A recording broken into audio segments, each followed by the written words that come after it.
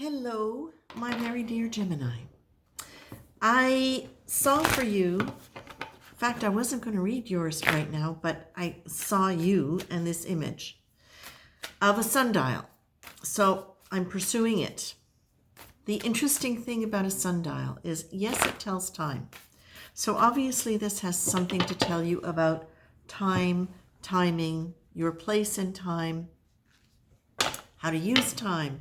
But what's so fascinating, really, about the fact that it's a sundial and not a clock, although you did get a clock a while back, and I don't remember exactly, but I just have a flash of it. It was silver, but this is a sundial. So the cool thing about sundials is they have to be created specifically for where they are geographically according to latitude. And so it's very linked to where you are. It's not just when you are, it's where you are. And that seems to be really, really important here. Because it is about your geography. It is so, in that regard, it's not just time, but it is time. I heard a phrase, and I need it to come back again. It's very linked to the earth. It's very linked to how you live on the earth, your placement on the earth, not just geographically, but your relationship to the earth. What you find value in terms of how the earth, how your relationship to the earth, the environment, and the location, because that's very definitely affecting the environment, calls out in you that sacredness, that holiness. The sundial is ancient, of course, and there are all sorts of references to it in sacred texts. I know specifically there's one in the Bible that came up when I was looking. And it had to do with God healing somebody and increasing their lifespan by 15 years. This is not to say I think you're going to live for another 15 years only. What I think this means is that there is a timeless quality to it. And when we start talking about timelessness, when we start talking about links to earth, latitude, geographical location, it now becomes something that is not mechanical, not logical. It becomes mystical. And that's where I feel like the essence of what this is about for you, Gemini, is that it's talking to you about your ability to connect to the sacredness of the earth in a way that it corresponds and resonates with your sacredness, your divine being, and that is way beyond,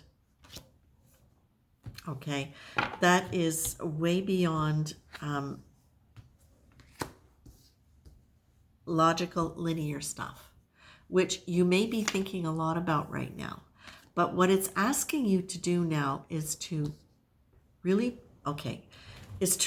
really rest in that peaceful, I'll call it joy, but it's so peaceful that I will call it peaceful joy. Because it is joy, but it's not woo.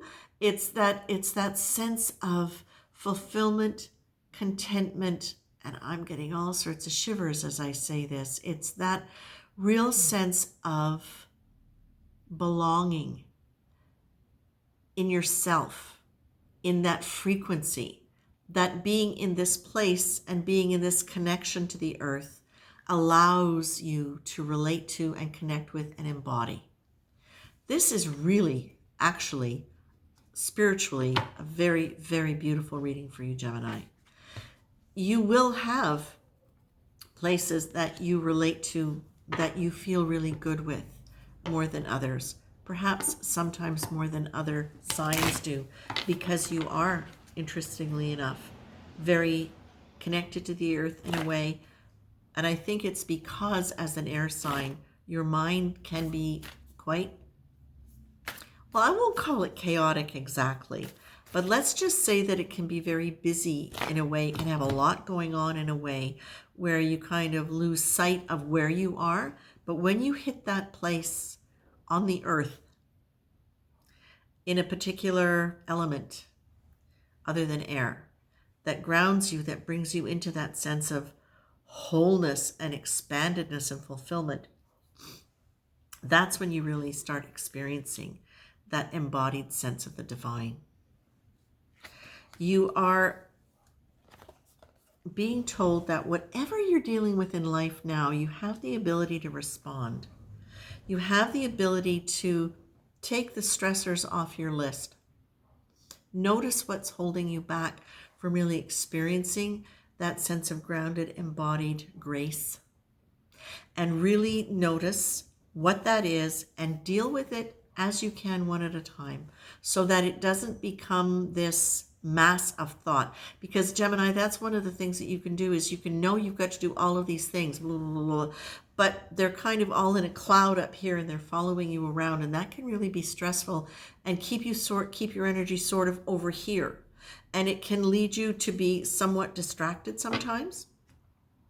Not because you're forgetful, but because sometimes your attention is still somewhere over here. And so sometimes it's almost like you're not fully present here because you're still listening to your head over here. So what's really you're being encouraged to do, write it down on a piece of paper, on a blackboard, on your phone, somewhere where you know you can get back to it and look at it, so that you can let go of it and not have it be occupying circuits that don't need to be occupied with stuff you're not actually acting on in the moment. Okay? And this goes to you connecting to that deeper part of yourself. Because when you are connecting to that deeper part of yourself, when you're not thinking up in the cloud over here, when you're not busy, when your head's not on 8 tracks all at the same time, you are able really to connect with that deeper part of yourselves. You're actually very, very spiritual people. And so by really letting yourself connect to that deeper part of yourself, you actually can find your place anywhere in the world. But it's got to be really coming from a place of you feeling really at home in yourself. Okay? That's the first connection you need to make. It's not with other people, it's with yourself, with that deeper part of yourself. So as much as you can be comfortable anywhere, if you want to live that embodied sacred reality, that sense of peaceful joy, that sense of fulfillment that is just coming from a state of being and not doing, then the first connection you need to focus on is the one with you. That's where you need to be able to settle into that. Let your thoughts be with that. Let your attention be with that, and not on this cloud of stuff.